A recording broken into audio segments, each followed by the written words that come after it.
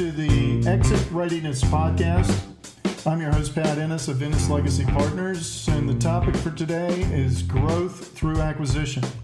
Today's guest is Matt Kraft, Vice President of Capstone in McLean, Virginia. Matt, it is great to have you here today. Thank you for taking the time to join us. Let's begin, Matt, with you giving some background on Capstone and the work that you do. I'm excited to be here, Pat. Thanks for having me on. So Capstone's been around since 1995. Our main objective is to help companies grow through acquisition and making strategic acquisitions for middle market buyers is really what we do. We help companies identify where they want to grow, growth options, and then go out and find companies that may be good fits for them, all against criteria that we've defined together. And then we carry them through the process of contacting companies, pitching themselves, selling their vision to these potential acquisitions, and then through the negotiation and due diligence process, hopefully to a close. Okay, well, that's terrific. So, as you know, what we do here is we help business owners plan their exits, and a big part of that process is building transferable value. And value that a strategic or a financial buyer is going to be interested in eventually when they're ready to exit. And so growth of cash flow, growth of value, of course, is part of that equation. And then acquisition can be part of a growth strategy. So could you start just by talking some, Matt, what are some of the key principles that should drive me, a business owner, to make a decision to grow my business through acquisition rather than organically?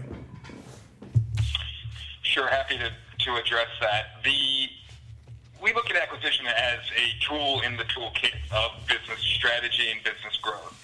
So it may be something you do parallel with the organic initiatives. It may be something that you replace one of your organic initiatives with, but as you're looking at where to deploy resources in terms of wanting to grow your business, we want you to take a look at acquisition as a possible tool to do that. One reason you might choose acquisition over organic is simply because your organic growth is stalled. You run out of options. You don't want to hire any more salespeople. R&D is not going to help you, get you where you need to be right at this particular moment. So acquisition has a lot of advantages in that it's fast. It brings with it, lots of potential growth options in terms of like I mentioned, R&D, people themselves, resources in terms of employees that you'd be acquiring, equipment, whatever your business is, the acquisition can get you those things faster. Now, obviously, it can be a little more risky than your organic growth, but Matt, talk about that. How acquisition can be riskier than organic growth. You're putting potentially a lot of money down for something that's not going to guarantee results. So that's probably the biggest risk that there is. We are very big advocates here of having a process to identify the right acquisition so that you have the best opportunity for success. But the fact that you are potentially putting down a lot of money for something that you don't necessarily know what it's going to be like until you get in there and start running it yourself is inherently more risky than hiring a salesperson that you could fire if it's not working out. Once you acquire a company, it's yours, and you need to. You're not going to be able to fire that company. Matt, I think you would say that due diligence is critical for minimizing or reducing the risk. How much due diligence do you think is needed or necessary for a buyer of a business? We generally recommend somewhere between 30 and 60 days of due diligence, and it's going to include a few things. It's going to include on-site visits where you're bringing a team with you. Now, that's not only your external team, like your lawyers and accountants, but generally it's an internal team as well, whether it's a CFO or an operations guy or a sales guy, because those are the people that are generally going to be responsible for, running those functional areas once you've acquired the business. We want to get them in as early as possible to start learning about the business that's being acquired, and not only looking for issues, but also identifying opportunities where you can realize the value of the acquisition. So that's on-site's part of it. You'll have data requests that go out. Some people call them checklists, but we try and be a little more interactive than that. If you hand over a checklist, you're just going to get the checklist back. We want it to be more of a conversation around what's important about the business, and information can be shared and put into something like a virtual data room, or we've even used Dropbox before if it's a smaller deal. And then I think 30 to 60 days is really about the amount of time that you need to be thorough about it. But due diligence can go on forever if you let it. At some point, you need to call the question and say, this is still a good deal. If you're at that point of formal due diligence, you've already agreed on basic terms through a letter of intent, generally, or memorandum of understanding. But at some point, you need to call the question and say, let's make this deal happen, and then leave it to the attorneys to write good protections in there for you in terms of reps and warranties that can protect you if there are things that are found after the deal.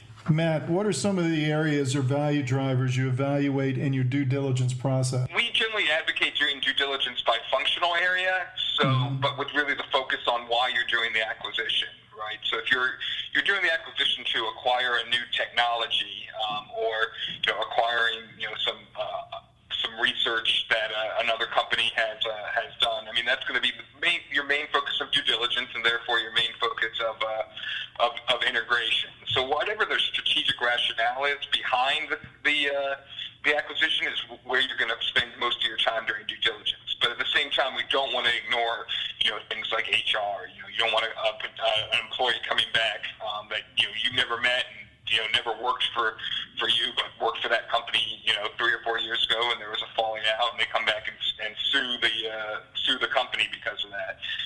Things like that you just need to keep an eye on. But in terms of value drivers, it's why you're doing the acquisition. What are you trying to get out of it?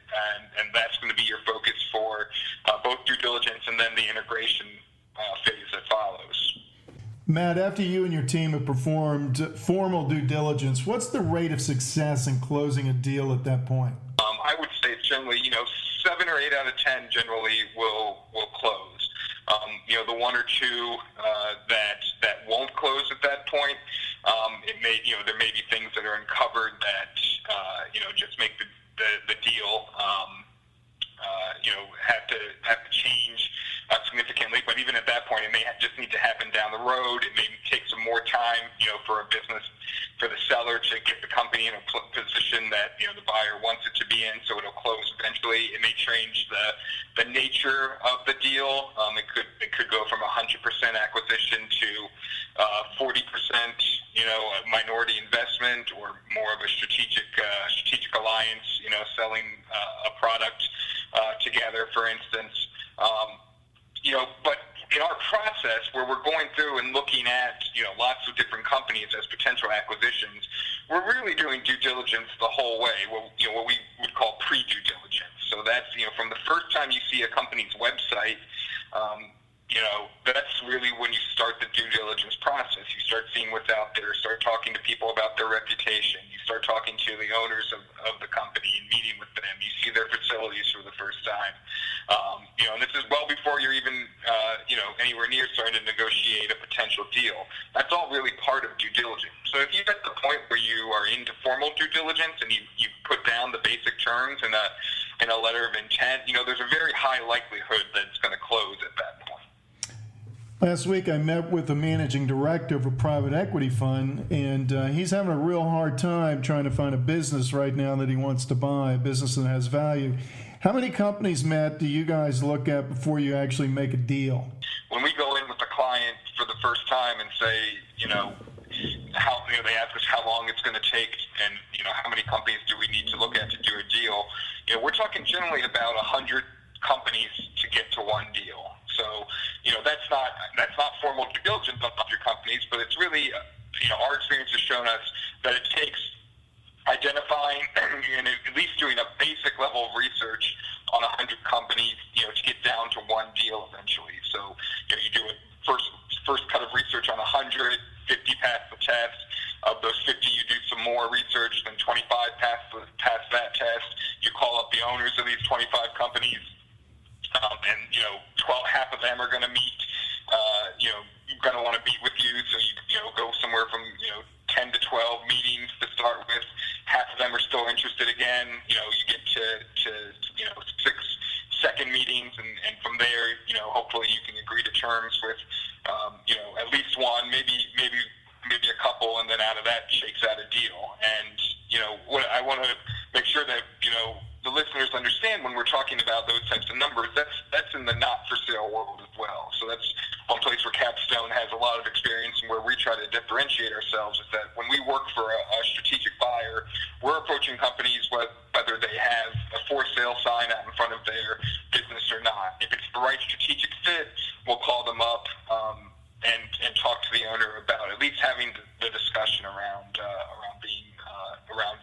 divesting their company or bringing in another company to own all or part of it. So that's ratio. Yeah. That's in that arena. Yeah, that's good to know. So you guys are actually knocking on doors that maybe you haven't knocked on before. Okay, so let's say that I'm a business owner and I'm being approached by a competitor who wants me to acquire them. What should be my next steps? How should I handle that situation? It's always an exciting thing when that happens, and we see, especially if it's someone that you've seen in the marketplace regularly, and they've been a good but fair competitor, somebody that has a good product that maybe has customers that you really want. You can start to really get excited about that type of opportunity. What we would advocate in that situation is to definitely look at it, but try and look at it through as an objective an eye as possible. Think about what your ideal outcome is for that acquisition. Think about why you're acquiring that company. What is the real main reason that acquiring that competitor is going to do for you? Is it really just about consolidating market share? Is it more about getting to those customers that you want, where you could maybe have some other products that you could sell to them? What's the real rationale there? And then compare that to other companies that are out there that may not have approached you, and try and figure out if this one just because it's the hot one, the one that's right in front of you, it would be the best situation for you. I think going to meetings and talking to owners, if they approach you like that, is great. But again, you don't need to, especially if it's not a competitive situation where they've approached you first, and you kind of have the right of first refusal. Don't show your cards too early. Learn as much as you can about the company before you really get talking about deal terms and things like that. Just I think what I'm trying to get to and emphasize, it's got to be the right fit for you, and to think about whether it's the right fit or not. Think about your ideal situation, regardless of whether this company was approaching you or not, and then compare those two options. Okay, so how soon should this business owner who's being approached by a competitor to buy them, how soon should I get an M&A professional like yourself involved?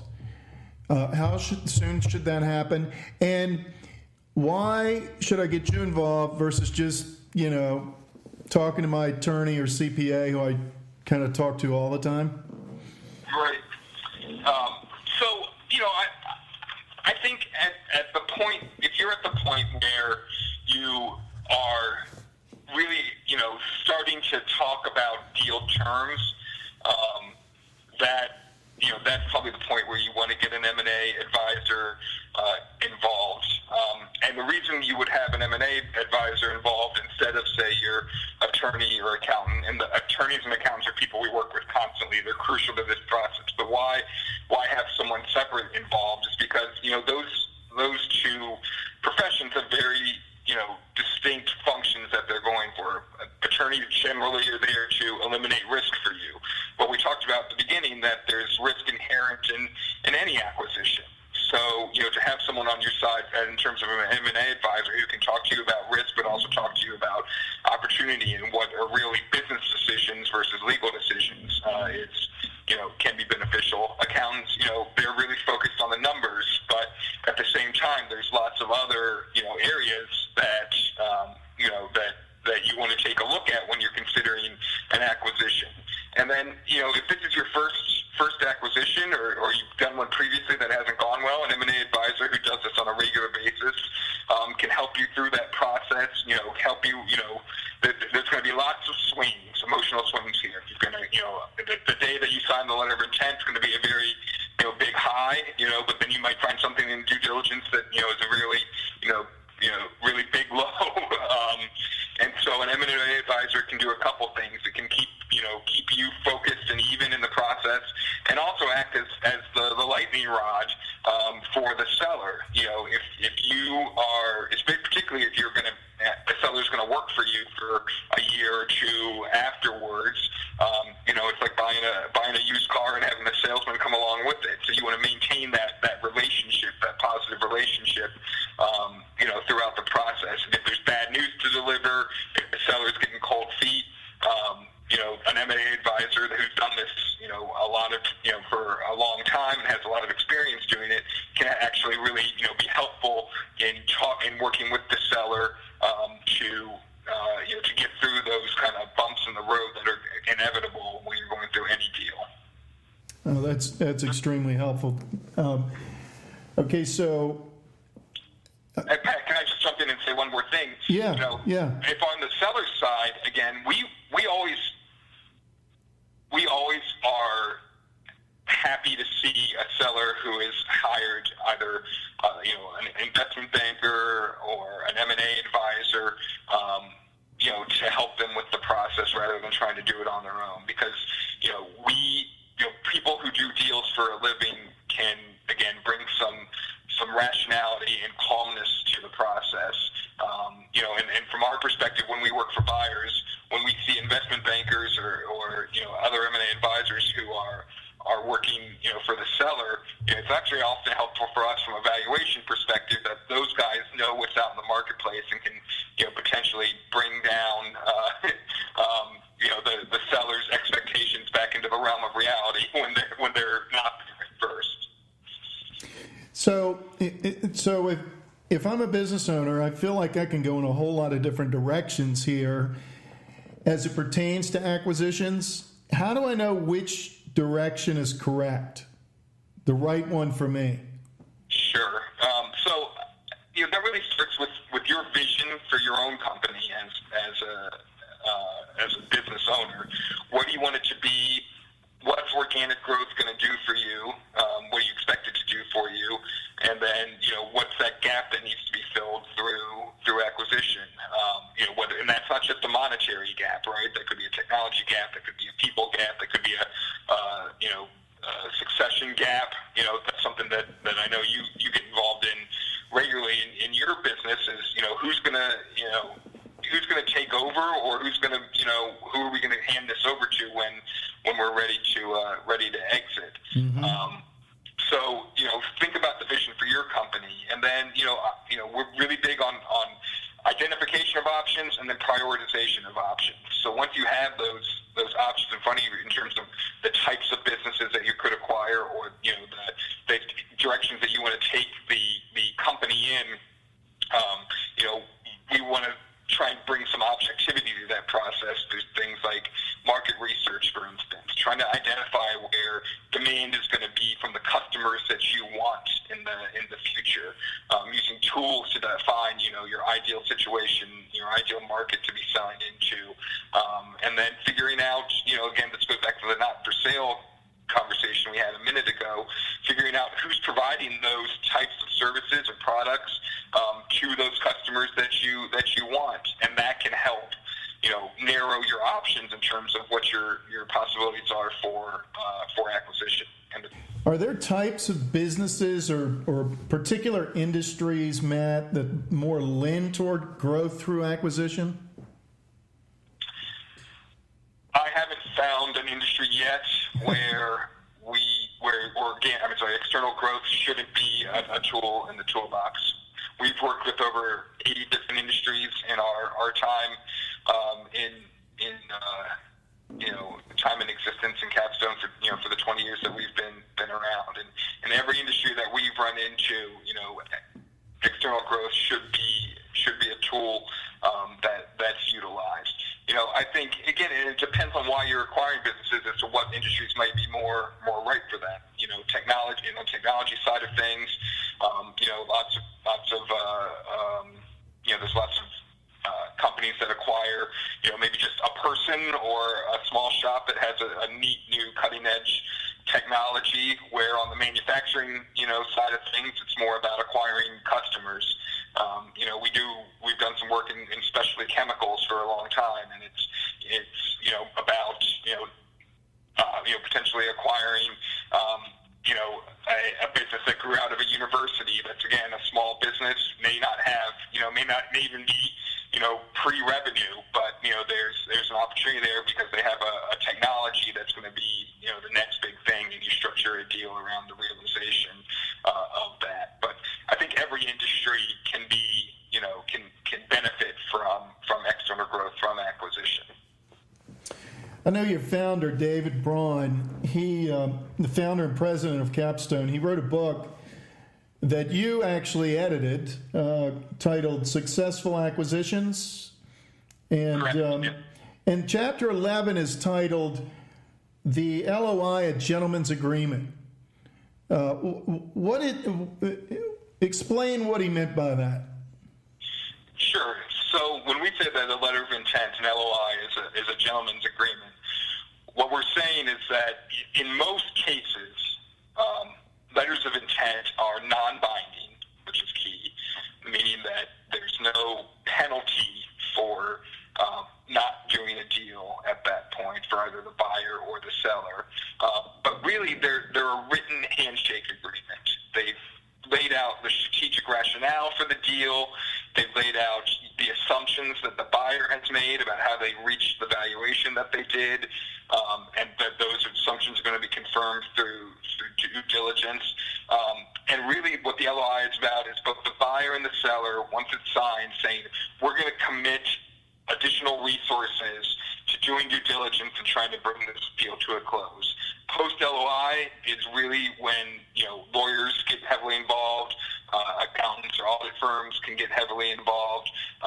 If you need specific due diligence expertise, like say environmental expertise, they come into play at this point. So there's expense and resources involved post-LOI. So when we say that the LOI is a gentleman's agreement or a written handshake, it's saying, okay, we like the idea of this combination. We think it's going to work. We're going to commit these resources to bringing this deal to a close. Who should buy David's book? It's anyone that is thinking about making an acquisition and just isn't sure about the process. What we lay out in the book is the same process that we use in our day-to-day lives here at Capstone. It's called the Roadmap to Acquisition. It's a 14-step process from beginning to think about acquisition all the way through closing and integration. And one of the great things about David's book is that it lays out in plain English the entire process and what's involved. There are lots of books out there about how to do business valuation or how to do due diligence and get very technical, and I think there's value in those.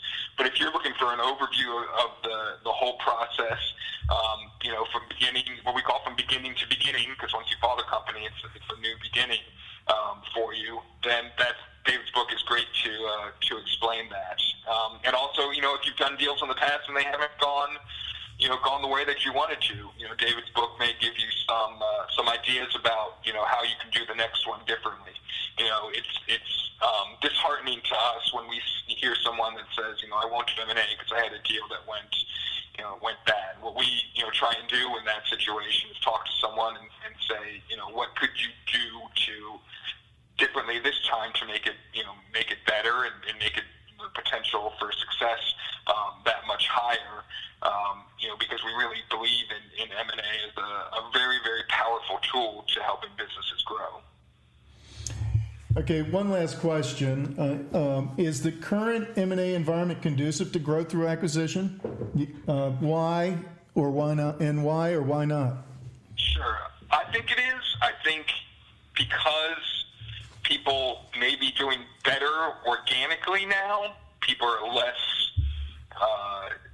inclined to look at M&A as a growth tool. And generally, we see people trying to do organic growth first and external growth second. And so if companies are doing well organically, and it's not 2008, 2009 anymore, things, in general are better. People may not look at M&A as a tool to help grow their business. So that means it's the perfect time to do it, because when if things take another downturn, which inevitably they will, given the cyclicality of the economy, it's at that point where the companies that have built themselves up to weather those types of storms, during the good periods or the better periods. Those have the better chance of surviving. So, there's still, big companies out there with tons of cash that they're just kind of sitting on the sidelines that they're going to have to deploy at some point. You mentioned private equity. Private equity has a ton of cash overall that, they are starting to look for more and more, areas that they can deploy it in. So the competition for good companies is going to heat up. So, no time like the present, in our view, in terms of, starting to think about and beginning an acquisition program. And they take time. They're just going to take time. I mean, we finished one last month that we were representing the sell side that we had worked on for 16 months. And going in, we knew who the buyer and the seller were going to be. I mean, think about that for a second.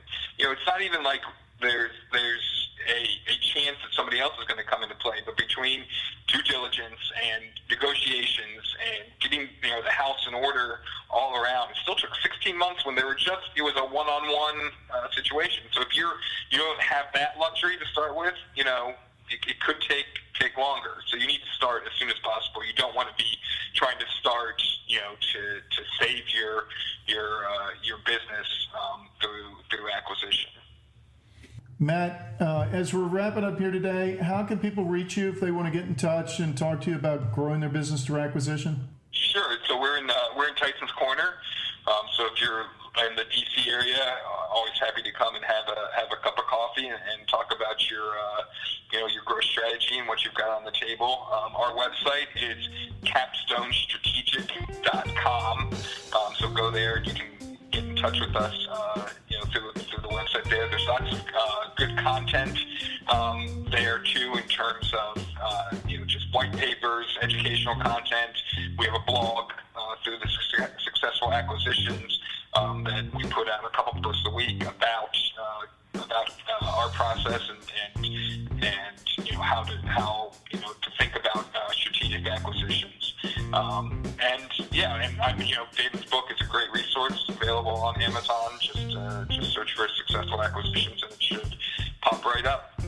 Thank you, Matt. Well done. We'll look forward to having you back in the future. And folks, thanks for tuning in.